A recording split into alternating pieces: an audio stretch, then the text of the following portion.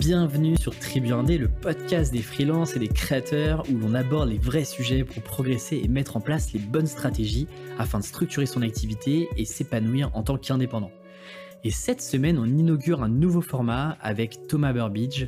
Alors le format est plus court que d'habitude et une semaine sur deux, on abordera une thématique précise avec mes invités pour que vous puissiez en tirer des choses ultra actionnables pour votre activité. Aujourd'hui, on parle d'objection client et de la peur d'être rejeté par son client, mais surtout, on vous partage nos conseils pour apprendre de vos objections et signer plus facilement vos prochains clients. Petit point très rapide sur l'invité, Thomas Burbidge, c'est un freelance en stratégie de marque et en branding, mais vous le connaissez probablement pour autre chose, son podcast Young Wild and Freelance, où il va lui aussi à la rencontre d'autres freelances. Pour celles et ceux qui veulent en savoir plus sur Thomas, je vous invite à aller écouter l'épisode 9 de Tribu Indé déjà, où il me partageait ses réflexions et les coulisses de son activité. Avant de vous laisser avec l'épisode du jour, petite nouveauté, Tribu Indé est maintenant sur Instagram après avoir attendu 1 an et demi et je dois dire qu'il était temps. Je vous prépare chaque semaine des contenus exclusifs pour votre vie de freelance avec les coulisses de l'aventure Tribu Indé. Tapez Tribu Indé sur Instagram, vous devriez me trouver. Et quant à moi, je vous laisse avec notre échange avec Thomas et je vous souhaite une très bonne écoute. Salut Thomas. Salut Alexis. Re-bienvenue sur Tribu Indé. Ça faisait un petit moment que tu n'étais pas revenu dans le podcast, donc je suis ravi de t'avoir. Sur un épisode un peu différent, cette fois-ci, on teste. Tu es le premier cobaye, je te le disais, sur un nouveau format d'épisode. Je n'ai pas encore trouvé de nom, peut-être qu'il n'y aura même pas de nom, mais en gros, l'idée, c'est d'avoir des épisodes un peu plus courts, des épisodes très thématiques, très précis, avec toujours ce côté expérience, retour concret, actionnable. Et le thème de l'épisode aujourd'hui, c'est sur les objections clients. Parce que je pense que c'est un vrai sujet, c'est un sujet qui était revu plusieurs fois. Moi, c'était une grosse peur que je m'étais lancée de me prendre un peu des gros noms.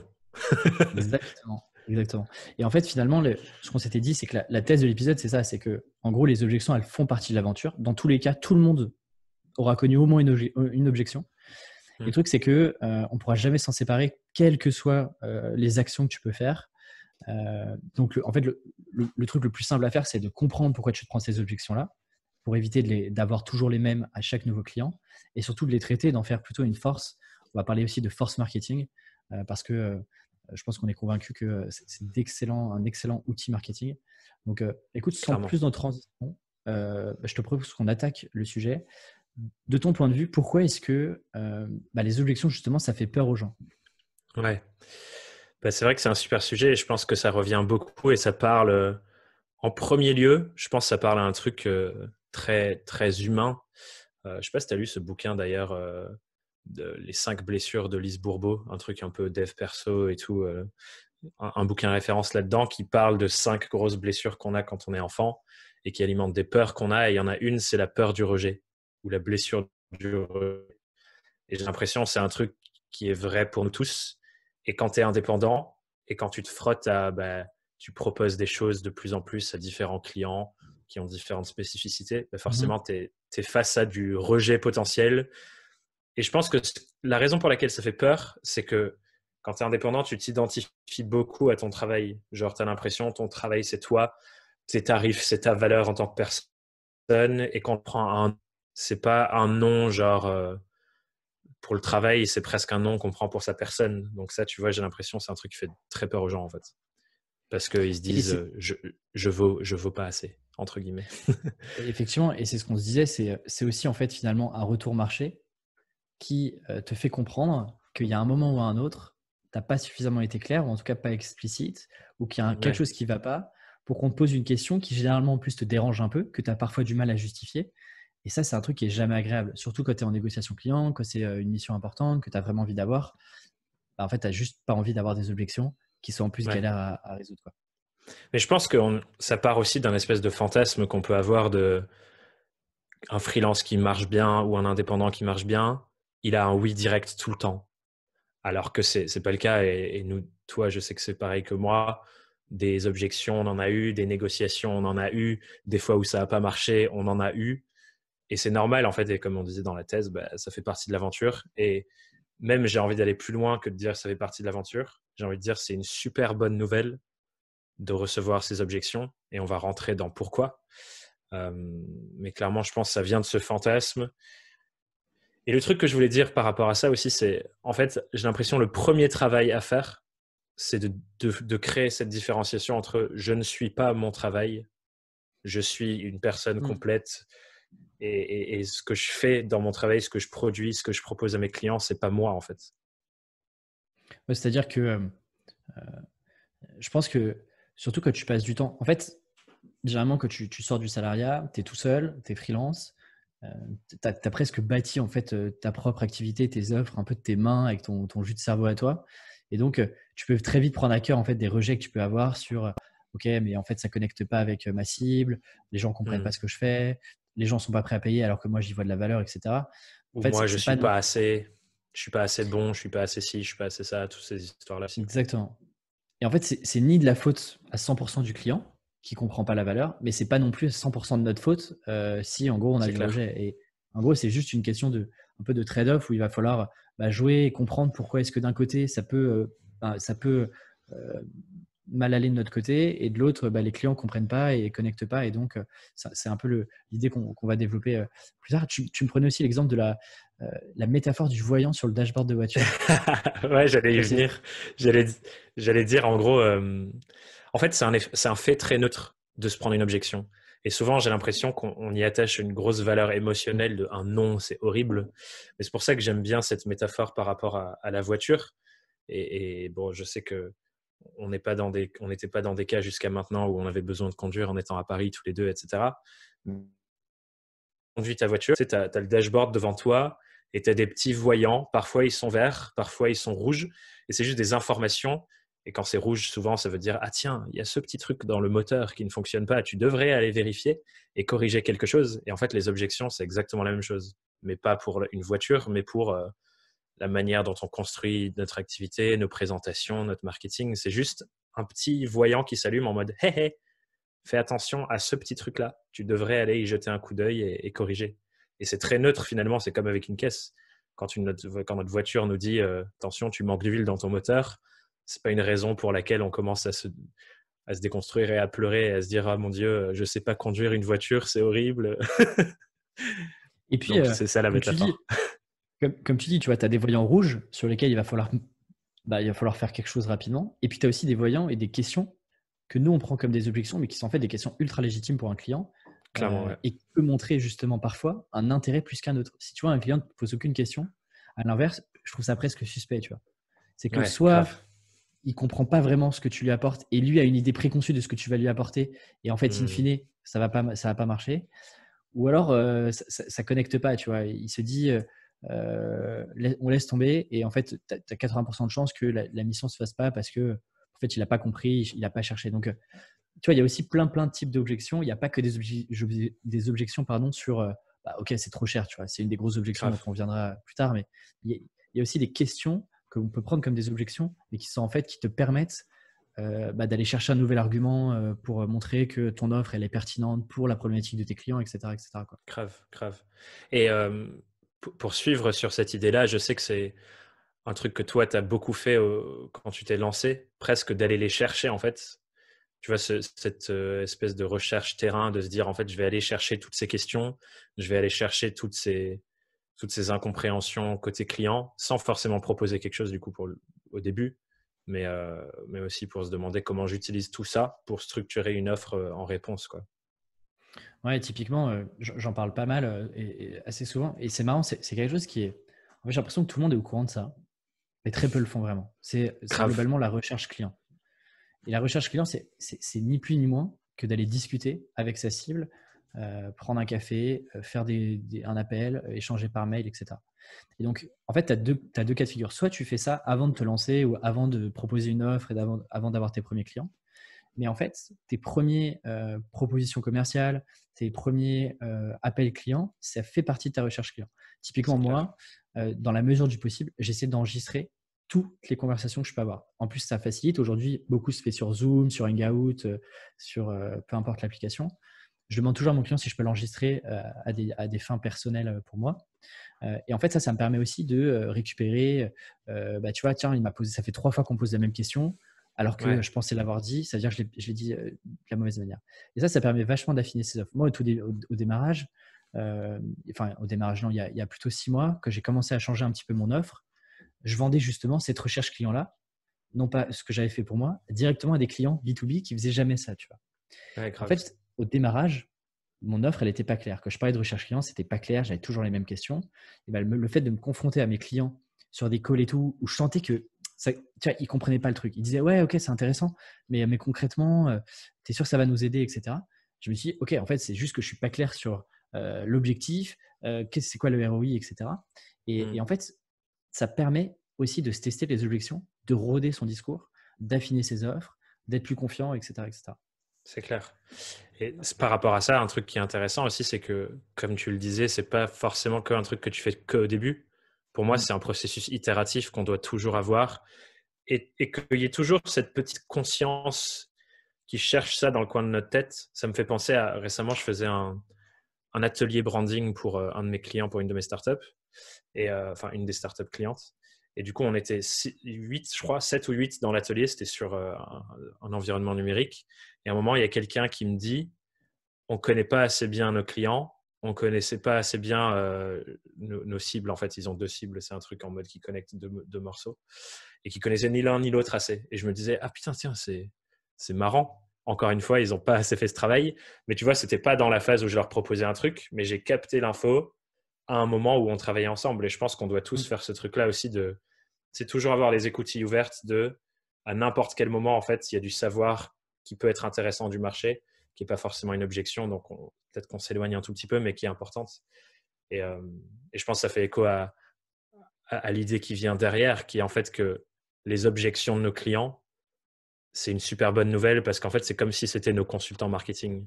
Ils nous disent, à tel endroit, tu m'as pas convaincu, à tel endroit, c'était pas clair, Mm. à tel endroit, j'ai Ouais. besoin de plus d'infos pour savoir pourquoi je devrais travailler avec toi. Et on arrive du coup sur le beau reverse de une objection, c'est pas une mauvaise nouvelle, c'est la meilleure nouvelle de ta journée presque. C'est clair parce que ça te permet d'affiner. Et alors, ton client, il est à la fois un consultant marketing, mais il est aussi euh, en fait un investisseur. Ouais, On va développer pourquoi est-ce qu'on pense ça. Et je pense on est tous les deux alignés là-dessus. Avant de rentrer dans pourquoi est-ce qu'on pense qu'un client est un vrai investisseur, euh, je pense que c'est intéressant de se dire déjà pourquoi est-ce que ton client, de revenir au principe premier qui est pourquoi ton client fait appel à toi. Parce que ouais, selon la raison, tu n'as pas les mêmes objections, tu n'as pas le même niveau de maturité de tes clients. Et donc, tu dois aussi adapter ton discours. Parce que parfois, ton discours est bon, c'est juste que en face, la cible n'est pas suffisamment mature ou tu es allé trop dans le détail par rapport à ce qu'elle attendait. Et donc, tu es en train de la ouais, perdre. Et donc, tu es en train de lui faire poser plein de questions parce que elle a un voyant rouge en disant oula, trop technique, là je comprends pas. Si il gère son truc dans son coin et que moi je maîtrise pas le truc, là je vais galérer. mm. Euh, Toi, c'est quoi un petit peu, tu vois, c'est quoi les principales raisons pour lesquelles, par exemple, tes clients, toi, faisaient appel à toi?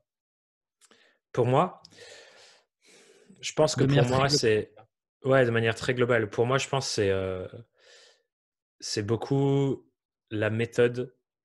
Ouais, je dirais que c'est la méthode et comment est-ce qu'on passe aussi de un truc assez large et impalpable, le branding. Il y a beaucoup de personnes qui savent que c'est important, mais qui ne savent pas exactement ce que c'est et à quoi ça sert. Et du coup, la méthode de comment on passe de cette réflexion assez haute à des trucs assez concrets de comment tu développes ta marque et tu travailles sur les choses que tu as envie de mettre en place. Donc souvent, c'est ça qu'on me demande. Et c'est des questions que j'ai eu beaucoup du coup en rendez-vous qui sont, OK, concrètement, qu'est-ce qu'on reçoit à la fin et comment on va l'utiliser. Et du coup, ça, c'est un gros truc d'évolution de mon offre que j'ai fait passer au fur et à mesure, de passer de la pure strat que j'aurais fait comme quand j'étais en agence jusqu'à des outils très opérationnels, mais qui découlent de cette réflexion haute branding. Donc, ouais, moi, clairement, par exemple, je dirais que c'est la méthode ou le process de comment est-ce qu'on fait ce travail-là, quoi. Donc, je pense que c'est très vrai pour beaucoup d'indépendants. On cherche une méthode, quoi. Il y a des clients qui veulent venir Hmm, chercher la méthode. c'est clair. Et je voyais aussi deux autres gros sujets qui sont souvent, tu as des clients qui n'ont pas forcément le temps. C'est-à-dire qu'ils ont peut-être les compétences en interne, mais c'est juste qu'ils n'ont pas le temps et ils préfèrent se Ouais, concentrer sur des choses peut-être plus business, plus cœur de leur activité, plus que ouais, sur des choses annexes. Et donc, en gros, ils connaissent plus ou moins ce qu'il faut faire, ou en tout cas, ils pensent souvent savoir ce qu'il faut faire. Mais donc là, l'idée, c'est qu'ils cherchent à gagner du temps. Et donc, typiquement, ça, il faut l'identifier super vite parce que c'est un argument sur lequel il va falloir appuyer tout au long des discussions, des Complètement. propositions commerciales. Et je pense que le troisième sujet, donc on a parlé de méthode, on a parlé de temps, et le troisième sujet quand même, c'est le côté compétences. C'est que tu as Ouais. beaucoup aussi d'entreprises, de clients, même sur du, pas forcément côté entreprise, mais même sur du B2C, sur des particuliers, tu as un sujet de compétences. C'est-à-dire que tu as envie d'atteindre une situation B, je ne sais pas forcément comment y aller, tu as besoin de quelqu'un pour t'aider là-dessus. Et donc là, tu vas chercher vraiment une compétence qu'ils n'ont Mm. pas forcément en interne, qu'ils ne savent pas comment forcément trouver, qu'ils ne savent pas ce qu'il faut se passer entre le point A et le point B. Ce qu'il leur faut, c'est d'arriver au point B. Tu vois. Ouais, Et ça aussi, complètement. pareil, moi j'aime bien à chaque fois, je fais le jeu de catégoriser mes clients entre est-ce qu'ils veulent gagner du temps et ils sont assez matures sur mes compétences, est-ce qu'ils n'ont carrément pas les compétences ou est-ce qu'en fait, ils viennent me chercher parce qu'ils pensent que j'ai la bonne méthode pour les accompagner. Tu vois. Parfois, c'est un mix. Ouais. Je trouve ça intéressant parce que du coup, ton discours, je trouve que l'attaque, elle n'est pas forcément la même.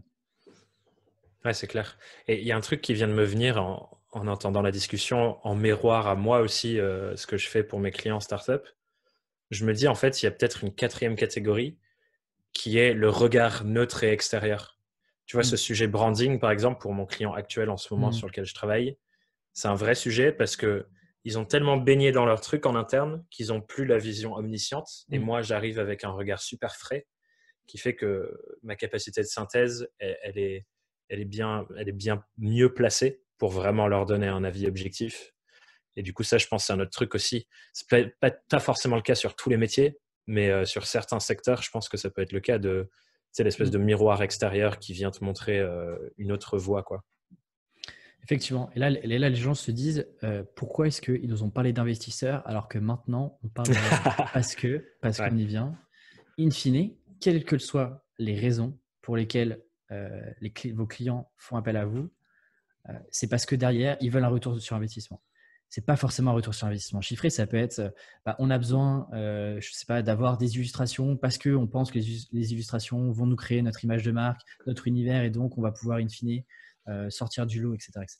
Mais en gros, quelles que soient les raisons, il y a toujours un ROI, donc un retour sur investissement à aller chercher. Et ça, en vrai, ouais. quels que soient les métiers, enfin, pour le coup, je trouve qu'il n'y a aucune exception. On peut te dire, oui, mais les métiers un peu plus créatifs, il n'y a pas forcément J'ai un de super ROI, exemple pour etc. les graphistes, si tu veux. Bah, carrément, carrément. Parce que clairement, effectivement, il y a, comme tu dis, on peut botter en touche comme ça. Je pense que la bonne manière de définir ce que c'est le ROI pour des gens qui ne sont pas justement dans des milieux chiffrés, etc., Mm. c'est de parler de ce super terme galvaudé qui a la valeur. En gros, qu'est-ce qu'un investisseur fait? Il pose de la valeur financière sur la table et il se dit, dans le futur, à un moment Mm. donné, je vais recevoir plus de valeur en retour.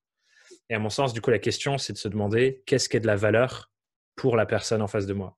Et l'exemple que j'aime bien prendre pour les graphistes, c'est de me dire, imagine, t'es graphiste, ce que tu vends à tes clients, c'est de travailler sur les identités visuelles et tu veux accompagner, disons, une marque de mode. C'est une créatrice qui a sa marque de mode, ils sont tout jeunes, ça fait pas longtemps qu'ils existent et elle veut retravailler son identité visuelle et que pendant que tu discutes avec elle, tu captes que la raison pour laquelle elle veut retravailler son identité, c'est qu'elle se sent pas fière de l'image que rejette sa marque.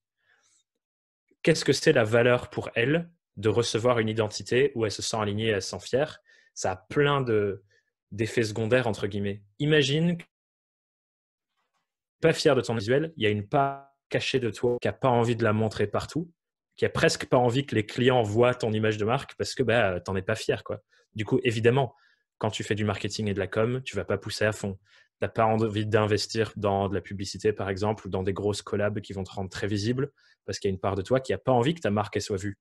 Et ça, c'est la valeur qu'elle reçoit. C'est pas juste, tiens, ton logo, tes couleurs, ta typo, ta charte. C'est, tiens, la fierté de pouvoir mettre ta marque sur la scène de tout le monde Mm. et vraiment te bouger le cul pour faire en sorte que ton projet marche. Et ça, c'est la valeur reçue, quoi.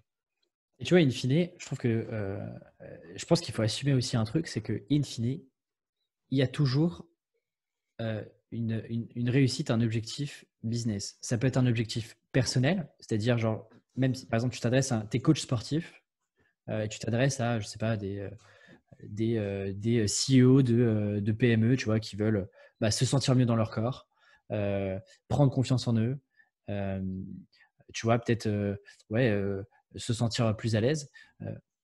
Côté particulier, côté entreprise, tu as quelle que soit en fait l'action que tu fais, même sur de la créa, du graphisme, etc., il y a toujours une logique business. C'est-à-dire que in fine, bah, ça fait grossir la boîte, ça fait plus de marketing, donc ça fait plus de ventes, etc. Tu vois. Je trouve qu'il y a toujours un enjeu business, que ce soit perso ou pro, mais il y a toujours un truc qui est Hmm. ultra palpable en fin de chemin. Tu vois. Il y a toujours un objectif caché, même sur des gens qui sont bah, des particuliers. Tu vois. Je pense, je pense. Et en même temps, moi, il y a, tu vois, souvent, ce que j'essaie de chercher, et ça vient aussi de moi, l'approche que j'essaie d'avoir de réflexion sur ces sujets, qui est très basée sur genre l'émotionnel. Tu vois, dans le storytelling, dans une part de ce que je fais pour mes clients, il y a une réflexion qui est très tournée autour de la partie de ton cerveau qui décide. C'est le cerveau limbique et c'est le cerveau qui contrôle tes émotions, ta mémoire, ce genre de trucs. Et le cerveau rationnel qui est au-dessus, le néocortex, il vient décider en Mhm. disant voilà pourquoi tu prends cette décision. Et je ne sais pas si tu as déjà eu ces moments où tu te dis je ne sais pas pourquoi, je ne le sens pas et j'y vais pas basé sur ça, mais tu n'as pas encore l'explication rationnelle. Et du coup, moi, j'aime bien pour les clients chercher c'est quoi le problème fonctionnel auquel ils ont envie de répondre ou l'objectif rationnel qui est là, mais aussi l'objectif émotionnel et le problème Mhm. émotionnel qui se cache derrière. Parce que j'ai souvent la perception que ça, c'est presque plus puissant que l'autre. Et si tu arrives à capter les deux, bah, tu peux hyper bien communiquer sur comment tu mets en avant les choses. Et du coup, ça parle de ce truc de fierté, par exemple, de l'identité visuelle. Ton identité visuelle, tu la veux clairement parce que tu penses qu'il y aura un impact sur les chiffres et sur les ventes et ainsi de suite. Et c'est important de le mettre. Si tu captes que la personne en réalité n'est pas fière et tu arrives à montrer que c'est ça que tu apportes, je pense que c'est encore plus puissant. Après, Et forcément, tu il peux faut même connecter les partir. deux, quoi. Et tu peux même partir de la partie émotionnelle, tu vois. Si on reprend ton Ouais. exemple, elle se sent pas fière, côté émotionnel, tu vois. En gros, elle a besoin d'assumer sa marque. Mm. Et in fine, le bénéfice palpable, il est, bah, Il si revient j'assume ma sur le marque, truc. Ouais, grave. en théorie, tu vois, je fais plus, la marque est plus visible. Et donc, en théorie, je fais normalement plus de business. Grave. Je te propose d'avancer un petit peu sur ce qu'on s'était dit. Donc, l'idée, c'est que, en gros, nos clients sont des investisseurs qui cherchent un retour sur investissement, quelle que soit la raison. Et Mm. donc, c'est tout l'objectif du négo et de répondre à toutes ces objections-là. C'est de démontrer à chaque fois pourquoi est-ce que ta méthode, pourquoi est-ce que ton argument, tel argument, pourquoi est-ce que ton prix, il est justifié par rapport au retour sur investissement que tu vas avoir, que ça Ouais. soit du coup sur la partie rationnelle ou sur la partie émotionnelle. Ouais. Parce que du coup, en gros, la traduction pour moi d'une objection, c'est pas non, c'est j'ai pas vu en quoi j'ai un retour sur investissement. Pour moi, c'est ça. En fait, toutes les objections, elles te disent à cause de ça, je vois pas pourquoi c'est un bon retour sur investissement pour moi. Est-ce que tu peux, s'il te plaît, me montrer en quoi c'est un bon investissement pour moi? Oui, exactement, exactement. Et on s'est mis un peu en troisième gros thème. On s'était dit qu'effectivement, il faut voir les objections comme des vrais outils marketing. Ouais. Et pour un peu rentrer dans cette troisième partie, on s'était dit, ça peut être cool de. Tu vois, il y a beaucoup d'objections, mais il y en a une quand même qui revient souvent et que tu as déjà affronté, entre guillemets. C'est le côté prix, tu vois. Ouais. Quand on te dit, par exemple, c'est trop cher, est-ce que toi, tu as un retour d'expérience? Déjà, est-ce que ça t'est déjà arrivé ou pas? Et surtout, si ça t'est déjà arrivé, est-ce que tu as des. Comment est-ce que tu réponds, par exemple, à ça, typiquement? Ouais. Je pense que ça nous est déjà tous arrivé, forcément. J'y réponds pas de la même manière maintenant qu'avant. Parce que forcément, au début, tu es en mode ah ouais, c'est trop cher, merde.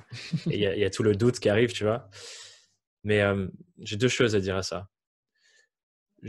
La réflexion que j'ai, c'est souvent quand on nous dit c'est trop cher, il y a plein de raisons pour lesquelles on nous dit ça avant que la vraie raison ce soit c'est trop cher. Et le premier truc, à mon sens, c'est ce qu'on vient de se dire juste avant. Si on me dit c'est trop cher, moi, ce que j'entends, c'est il n'a pas compris qu'il recevait vraiment beaucoup plus que l'argent qu'il devait mettre sur la table aujourd'hui. Et donc, ma première réflexion, c'est OK, comment je peux montrer qu'en fait, il reçoit beaucoup plus de valeur que ce qu'il pose sur la table. Et du coup, je reviens dans ces parties-là de me dire OK, s'il dit qu'il n'a pas perçu un truc, donc je reclarifie reçoit, les vrais bénéfices, ce que ça lui permet derrière, etc., etc. Et souvent, ce que je fais pour ça, c'est poser une question. Je dis, C'est trop cher par rapport à quoi, notamment? Et là, du coup, tu comprends aussi son référentiel et tu peux partir de là. Donc, souvent, c'est ça une question que je pose. C'est trop cher C'est par vrai que rapport à quoi? C'est vrai que généralement, pour faire la bonne transition, c'est que c'est généralement trop cher par rapport un- à une croyance que lui peut avoir ou en tout cas un référentiel qu'il a déjà ailleurs. Et typiquement, c'est souvent parfois trop cher, notamment que tu commences à prendre un peu d'expérience et que tes prix sont un peu plus élevés que quand tu commençais. On te Ouais. dit souvent, moi je me souviens à l'époque où je faisais vraiment de la création de contenu pur, vraiment opérationnel, donc des articles de blog, ce genre de choses. On me dit Hmm. souvent, mais Alexis, genre comment ça se fait que tu sois 3 fois plus cher que des freelances que j'ai déjà contactés ou avec qui j'ai déjà travaillé, tu vois. Et en fait, tu as deux réflexes là. C'est soit de te dire, ok, je pense qu'effectivement, je suis un petit peu trop cher, j'ai été un peu gourmand. Et là, en fait, tu perds un Gourmand. peu, tu vois, tu peux être un peu gourmand selon les clients. Ou alors, tu te dis, ok, ton référentiel, c'est celui-ci. Et plutôt que de dire oui, parce que généralement, tu peux vite te braquer et te dire oui, mais les autres, ils n'ont pas mon expérience, ils sont pas aussi Ouais. proches des problématiques. Moi, je suis un expert, etc. Je pense que c'est pas tant la bonne approche, mais c'est plutôt de faire sentir directement au client que toi, tu as quelque chose de différent et de nouveau. Et en tout cas, tu as un atout à jouer là-dessus. Et généralement, moi, une des questions que je pose, c'est euh, si vous jugez que je suis plus cher que des freelances avec qui vous avez travaillé, ou en tout cas avec qui vous avez déjà discuté, pourquoi est-ce que soit vous travaillez plus avec eux, soit pourquoi est-ce que vous n'avez pas déjà travaillé avec ces autres freelances avec qui vous avez Hmm. déjà échangé en fait. Et c'est là où tu te rends compte que généralement, c'est là où ils te disent les vraies raisons. Ils te disent, bah, Ouais, euh, grave. les délais étaient un peu trop longs. Je trouvais que j'avais eu moins le feeling. Effectivement, ils étaient un petit peu moins spécialisés que toi. Ou alors ça s'est pas bien passé pour telle et telle raison. Et en fait, tu comprends, bah, toutes ces raisons-là, c'est autant d'arguments que toi, tu vas pouvoir mettre en avant quand tu feras ta Complètement. proposition commerciale après un call, en faisant un élément de réassurance. Oui, je suis plus cher, mais je suis plus cher Mais, parce que moi, je vous assure tout ça que vous n'avez pas eu avant, en fait. ouais, et ça te donne les raisons pour lesquelles tu es dans la Mm. pièce. Tu vois, moi, j'aime bien aussi. Souvent, quand je sens que c'est vraiment juste, ils font ça juste pour me tester, souvent, j'aime bien tester en retour et dire, mais dans ce cas, pourquoi est-ce qu'on se parle? Et tu vois, c'est un peu l'approche genre, Ouais, tu c'est vrai. rentres dedans, tu vois, mais souvent, ils te donnent ensuite les raisons de dire, bah, j'ai kiffé ton approche, j'ai adoré tel article, par exemple, ou quand tu t'es exprimé sur tel sujet, on s'était vu à tel endroit, donc je te fais confiance, patati patata. Et clairement, ouais, ils te donnent, alors appuie là, et appuie là. Bon, j'ai plus rien à dire. Mais je te rejoins complètement. Si on parle un peu alors, c'est un peu moins le cas aujourd'hui, quoique, en fait, si tu peux les faire à distance, mais quand tu te prends des objections en direct, parce que parfois, tu sais, ça passe par des mails, où ils te font des Ouais. retours sur tes propositions commerciales, etc.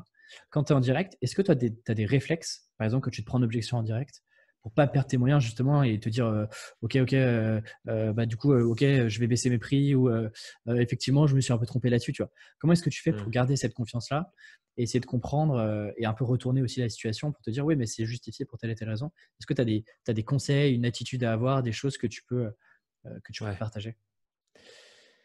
Ça me fait penser à une citation qui normalement est utilisée dans un contexte différent, mais que je trouve fait vraiment écho à la bonne posture à avoir. C'est notre pouvoir se trouve dans l'espace entre stimulation et réaction.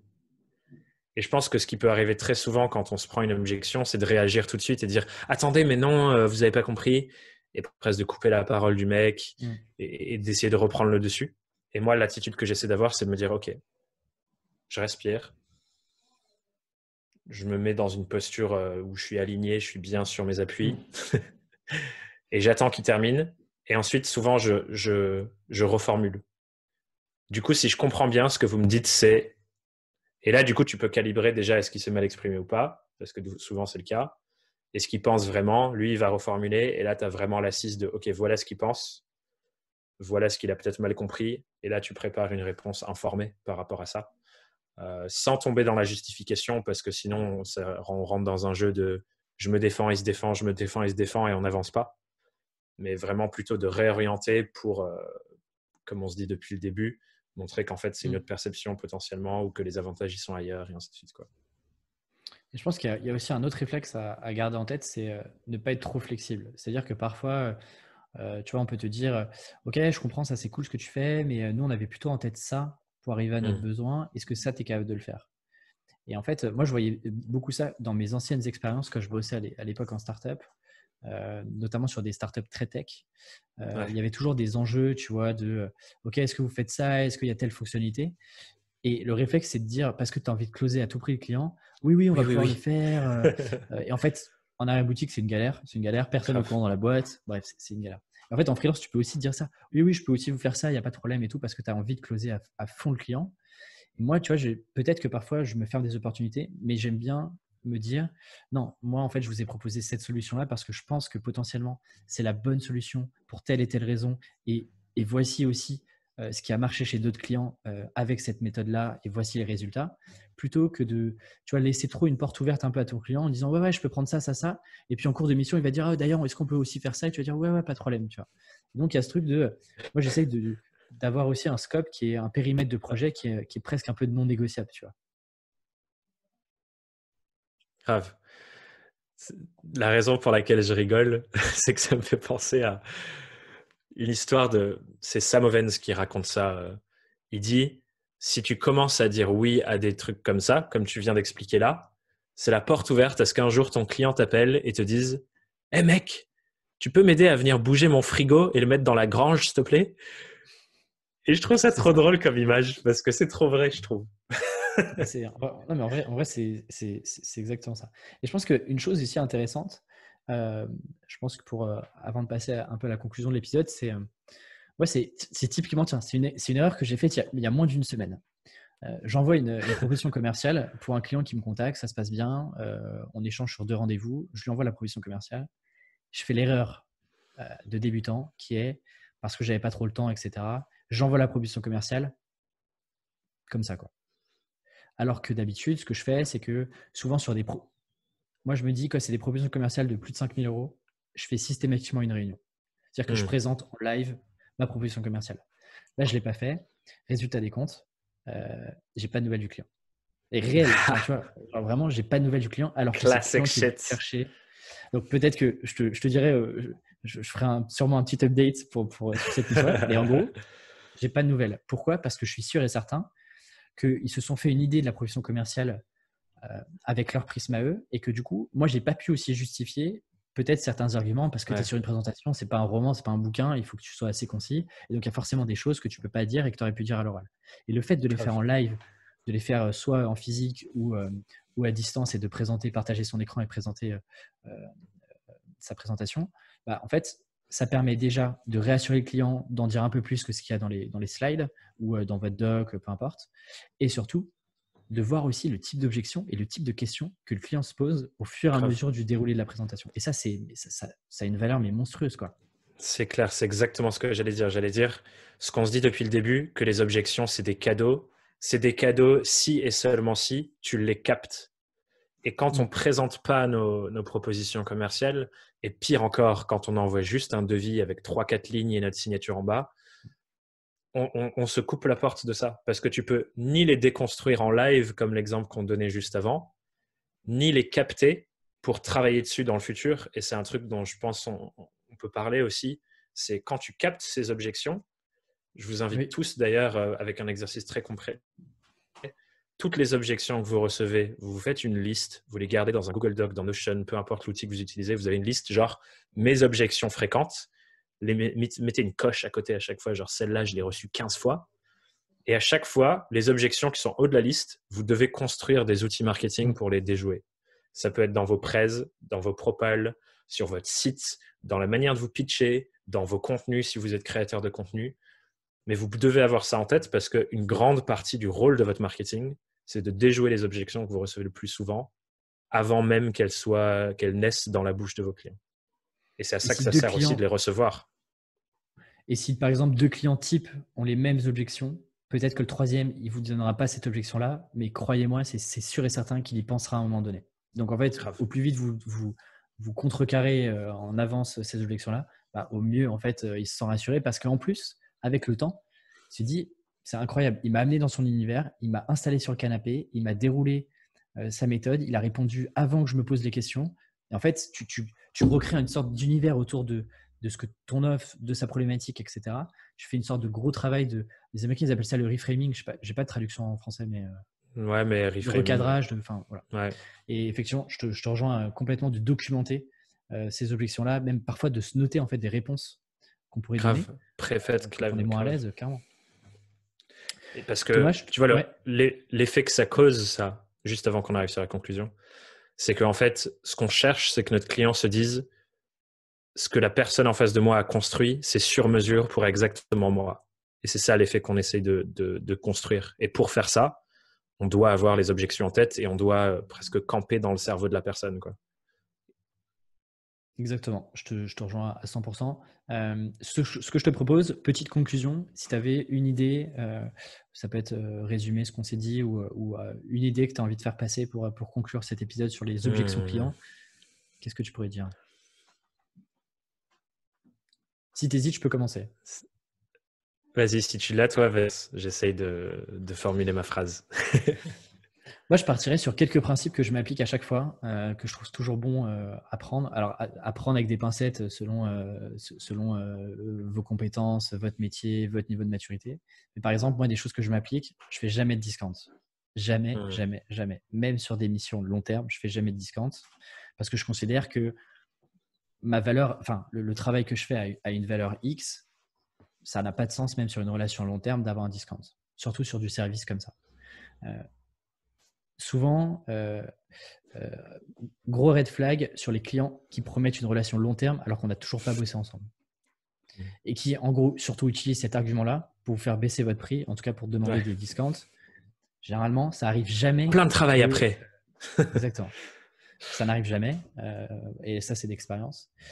Et pour finir sur l'objection qu'on s'est dit sur le travail où c'est trop cher, moi, j'ai deux réponses à ça. La première, c'est du coup, je réduis mon périmètre de mission pour du coup avoir une enveloppe budgétaire qui est moins grosse, qui me permet de démontrer la valeur et la manière dont je gère une mission, dont je fais de la gestion de projet et les premiers résultats pour que le client il prenne le moins de risques possible et ensuite terminer sur différents lots. Ou alors, je rajoute un peu des bonus. Ça peut être des templates de guides d'entretien, des templates ou des ressources que je vais chercher ailleurs et qu'ils ne peuvent pas trouver comme ça. Ça peut être, d'autres documents de synthèse, ça peut être des livrables de mini-missions qui n'étaient pas prévus, qui ne me prennent pas nécessairement plus de temps, mais qui du coup rajoutent de la valeur à ma prestation. Ouais. Je terminerai là-dessus. Et moi, du coup, ça me donne envie de terminer sur plus une idée un peu philosophique, comme j'aime.